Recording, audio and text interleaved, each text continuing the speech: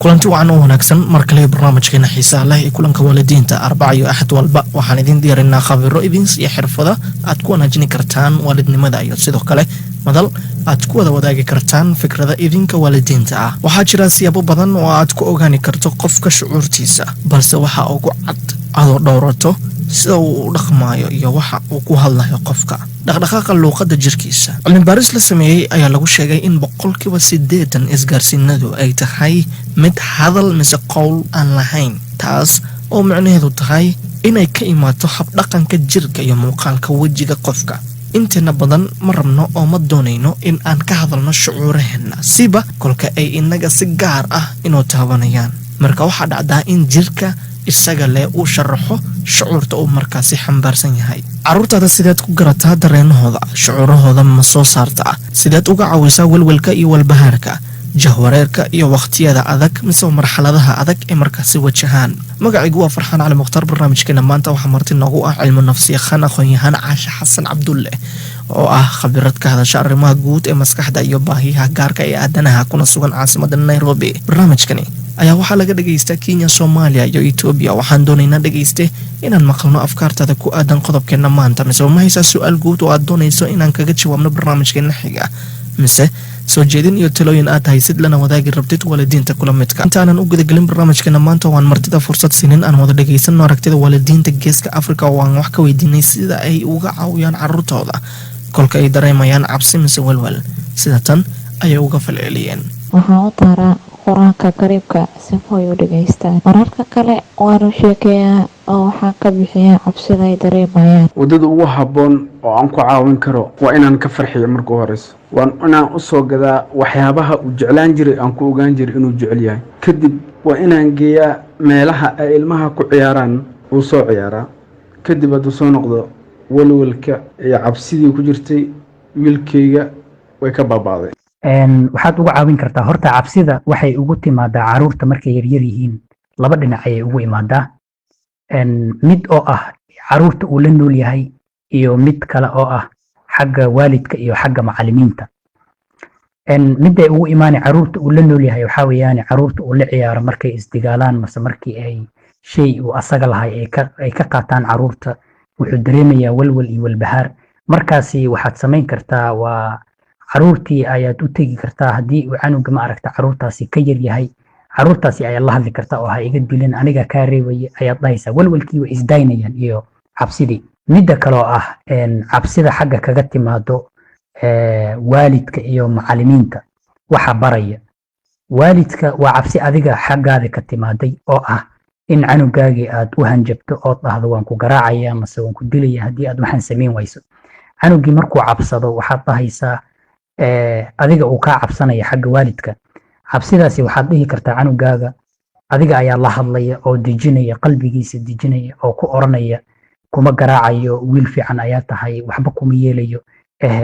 yacni dhiirigelin ayaad u samayn kartaa oo xaggaaga ka timaaday. cabsida markay xaggaaga ka timaaday. xagga macalinka markay cabsida ka timaada cashir loo soo diray uu samayn waayo markuu iskoolka ku noqonayo mase madrasada uu ku noqonayo meesha goobta waxbarashada canuga aad buu u cabsanaya cashirkii loo soo diray haddii uu samayn waayo uu ka soo bixi waayo. midaasi waxaad samayn kartaa macalinka ayaad la hadli kartaa cashirkii muusan samaynin inaad ugu soo celiso ayaan rabaa cashirkaasi aad qabato, aad gacan qabato, aadan qaraacin. adiga ayaad u raaci kartaa. cabsida meesha waxbarashada adiga ayaa geyn kara, macalinka adiga ayaa kala hadli kara. cabsida markaasi saas ayay ugu bixi kartaa. walwalka iyo cabsida canuga saas ayaad ugu caawin kartaa. waa tahay xasha ku soo barnaamijkeena. dabcan waad maqashay waalidiintaasi iyo sida ay markaasi uga caawiyaan carruurtooda la qabsiga cabsiyaha iyo walwalka. maxaad ka leedahay? waa hab wanaagsan. waxay suubanayaan quraanka inay ciyaalka dhageysiyaan iyo markii maxaa la dhahaa la hadlaan ciyaalkooda fiican yahay. waa hab wanaagsan. maxaa ku dhaliyaa carruurta cabsiyaha, walwalka iyo dareenada kale ee walbahaarka? maxaa la dhahaa waxa ku saabsan waxyaalo qaarkooda sida ciyaalka way ka cabsani karaan maxaa la dhahaa mugdiga, waxay ka cabsani karaan bahalay sheeganayaan, waxay ka cabsani karaan musqusha gelitaankiisa, waxyaalo mise ajnabiga. waana iska caadi. laakiinse ma haddii cabsi ka tahay cunuga maxaa la dhahaa markasta aragtid inuu cabsoonayo waxaa dhici karto inuu cunuga ka cabsoonayo xumaan xumaan lagu sameeyey mise xadgudub lagu sameeyey maxaa la gacan loo qaado si xun loo dilay. calaamada mise tusaalooyin noocee ah ayaa ku garan kartaa canuga kolka uu dareen ahaan saamaysan yahay? horta ciyaalka haddaad guriga maxaa la qeelo iyo buuq laga ilaaliyo, maxaa la dhahaa meel imaadaan ay ku sheegani karaan waxyaalaha dhan ku saabsan noloshooda, hadday noqoto cunugaas xabkiisa waxaa arkaysaa happy waaye, markasta farxad u haysadaa, markasta markuu kuu imaado waxaad arkaysaa wax kuu sheeganayo. laakiin haddaad aragtid cunugaaga iska aamusan wax kale tasuubini kartid waxa waaye ciyaarta saaid u jecel yihiin, soo la ciyaar.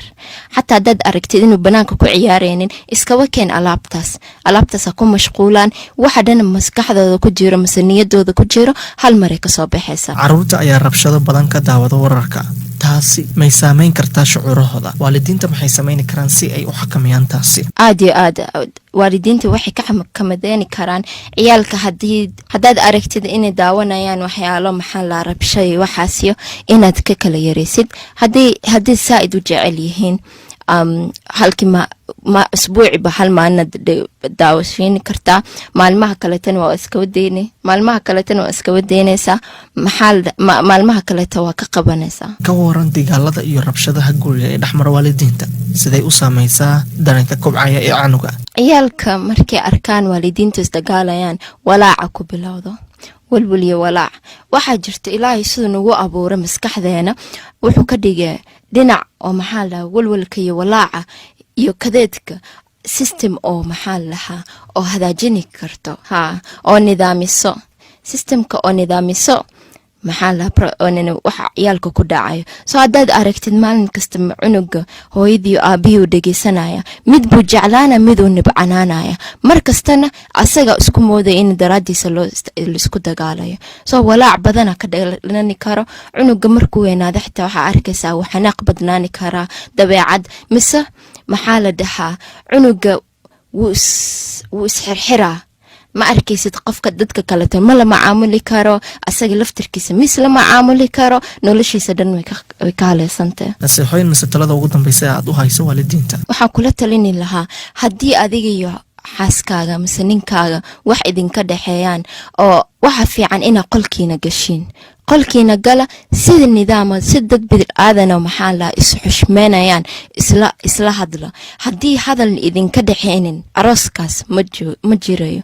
arooskaasna cunugaa ku haysatiin, cunugaasna markasta labadiinuuni fiirsanaya. soo maanta tol hadduu arko hooyo iyo aabe isdagaalayaan, markasta wuxuu isdhaaya noloshaba waa sidaas, qof kastaa la dagaali karta, waa iska caadi. marna xanaaq daraadiisa uu arkay dadka kaleeto waalidiintooda la joogaan, asagana waalidkiisa ma la joogo. tahay haddana su-aalaha inooga yimid dhegeystayaasha Kenya. dhegeystaan waxa uu leeyahay kanaxidda caruurta may saameyn kartaa dareenahooda? cunuga markii saaid loo gabanixnaxiyo waxaad arkaysaa waxa Soomaalideena waxaan dhahnaa cunuga waa fulinimada waxay ka bilaamataa markii saaid loo gabanixnaxiyo cunuga. saan yeel ma soo ku dila, markastaba indhaa u godoodinaysid mise maxaa la dhahaa kabti mise waxaa la wadataa, mise haddaad aragtid markasta u shahuudatid cunuga hadduu arko inuu kula hadli karin, asaga markasta wuu cabsanaya. laakiin haddii aad aragtid asagoo qalad suubiye, la fadhiiso, la hadal. marka u horeyso wanaaji hadalkaaga, marka labaad maxaa lahaa u sheeg waxaan haddaad suubisid saana kugu dhici karto. so markasta haddaad ka ninaxisid waxdhan fiican ma noqonayo. dhankaas iyo Soomaaliya waxa uu leeyahay caruurteena si joogto ah waxay u arkaan burburo iyo dhimasho, sideen uga caawin karnaa inay la qabsadaan arrinkani? wallaahi ilaahay ha saacideeyo ciyaalkeena xaggaas joogaan.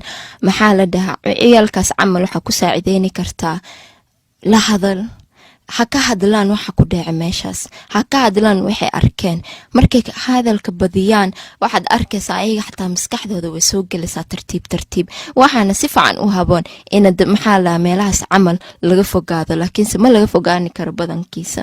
waxaa markaas waalid ahaan fadhiiso, la hadal cunugaaga, saana dhacdo because haddii la hadalin maanta tol waxaad arki doontaa asagoo maxaa la cunugii asaga dhan isbedelay oo walaac ku furmay, markasta kadeed noqde oo maxaa la ixtiraamkii waaye waxaasna waxa ku saabsan waxa uu ka hadlin waaye. laakiin haddaa la hadashid oo asaga xataa ka hadlo labadiinaba waa isla hadli kartiin oo si fiican inaa ka dhaadhicisid waxa dhace inuu wax maxaan lahaa dhacayo waqtigaas yahay. inta kaleeto labadiinaba isla hadla, labadiinaba arka nolosha sida tahay oo ha isku reebina waxyaalahaas niyad jab aan igu dhici karo. Ethiopia waxa uu leeyahay dhegeystaani TV-yada waxaa ka jira waxyaabo badan sida weerarada argagixisada. marka barnaamijyada TV-ga ka baxo oo la xakameeyo mise caruurta oo lagala hadlo arrimahani ma dhihi karnaa xal bay u noqdaan dhibaatooyinkani. waxyaalahaas camal waxay saacidayaan ciyaalka niyad jabka walaacay waxaas dhan ka ilaaliyaan. laakiinse haddaa u daysid ha iska fiirsadaan ayaga waxay rabaan suubinayaan cunuga markaas wax badan aka shucuurtiisa ka dhaawacmayo. marka kala hadashid waxyaalaha dhacayo problemska mantaqantid cunugaaga horta wuxuu noqon doonaa mustaqbalka. marka la hadashid oo la fadhiisatid waxa arkaysa asaga xitaa maxaa la dhahaa dabeecad ahaan isbedelka laakiin isbedel wanaagsan waay uu isbedelaya. waxaad arkaysaa wuxuu rabaa inuu suubiyo nolosha. soo qaarkiisa way fiicantahay qaarna way xuntahay. hadduu cunuga maxaa la niyad jab u geysanayo waxa fiican inaad ka daysid. laakiin hadduu cunuga dhisayo dabeecadiisa waa iska caadi. dhegeystaani Jabuuti waxa uu leeyahay xirfad gaar ah ayaan u baahanahay si aan caruurtayda uga caawiyo xakameynta shucuurahooda. waxaan dhahaa afar xirfada u baahan tahay. midka koowaad isdaji marka cunugaaga kula hadlayo. midka labaad dhageyso cunuga muxuu dhahaya. midka saddexaad maxaa la indhaha ka fiiri, yani saa'ida u fiirinin laakiinse maxaa la dhahaa ishiisa ha arko inaad dhageysanaysid. isha markuu qofka ku fiiriyo waa ogtay inuu qofka ku dhageysanay. sidaas camal ciyaalka fiiri haye maxaa la dabcina jirkaaga u dabci dhinaciisa ha arko inuu hooyo iyo aaba i dhageysanayaan mise qofka kaleeto macalinka camal ah. halkaas ayuu noogu eegaya barnaamijkana maanta inaga balse hayloobin inaad caruurtaada u diyaariso dhageysiga barnaamijka Sisime Sheeko Sheeko oo hadda inoo xiga barnaamijkani. waad ku mahadsantahay khabiradena maanta sida wacan waad barnaamijkeena qayb uga noqotay. dhammaantiin waad ku mahadsantihiin la jaanqaadkiina barnaamijkeena maanta dhegeystayaal. intaanan hawada ka bixin waatan eedo ebyan iyo xikmadeeda maanta. murti Soomaaliyeed ayaa ah ilmaha yar iyo warqada cadba waxa ay qabsadaan ma sii daayaan. macnuhu waxa weeyaan in barbaarinta iyo waxbaridda caruurtu inta yar yihiin aad looga foojignaado, waayo sida ay warqada cad wax u qabato ayay caruurtuna wax u qabsadaan. caruurta waa in la tuso kalgacal iyo daryeel marka ay da'doodu yar tahay. marka ay iyaguna weynaadaan waxa ay xasuusanayaan daryeelkii iyo kalgacalkii ay yaraantoodii soo arkeen oo waxay dadka kale iyo waalidiinkoodba u samaynayaan sidaa mid la mid ah. hagaag barnaamijkeena xiga ee kulanka waalidiinta waxaan idiin haynaa qodob kale oo aad u xiiso badan. waatee barbaarinta ugu wanaagsan ee aad siini karto canugaaga. maxaa ka mid ah casharada ama dardaaranka aad siisid canugaaga si uu u noqdo mas-uul ku leexanin kana badbaada dhibaatooyinka haysta dhalinyarada maanta sida daroogada. waxaan rabnaa inaan maqalno afkaartaada dhegaystay kaga fadhina afkaartaada. intaan barnaamijkan midka xiga ku kulmayno waxaan idin leeyahay maxsalaam. YouTube-kan aad daawanaysaan waa Isha Dunida Official Channel. fadlan haddaad ka cusub tahay subscribe saara, like, share and comment. waad mahadsantihiin.